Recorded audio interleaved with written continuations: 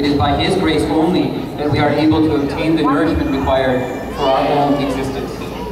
The process of eating is akin to performing a yajna, or fire sacrifice, wherein all the ingredients such as the offering ladle, or arpana, the clarified butter, or havi, the fire, or agni, to which the offering is being made, and by whom it is being offered, or hota, are all present.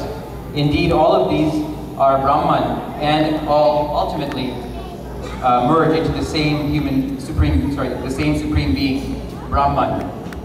So we pray for divine grace as we take this food before us for our health and nourishment. So this might be a familiar prayer for some of you. Yeah.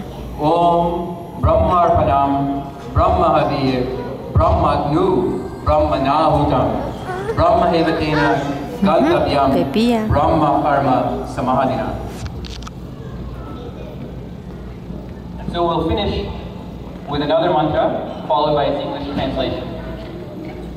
Om Madhu Vata Ritayate Madhu Sharanti Sindhava Madhurina Shantoshati Madhu Nakta Mutashasho Madhumat Vartivam Raja Madhu Durastu Na Pita Madhumano Vanaspati Madhuman Astu Surya Madirgavo Bhavantu Na Om Madhu Om Madhu Om Madhu.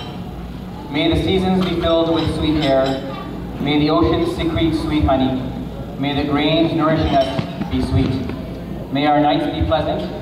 May the dawn with the rising sun be pleasant. May the dust of the earth be sweet. O Father of the universe, may our heaven be pleasant, food be pleasant, environment be pleasant. May our cows deliver sweet milk. May the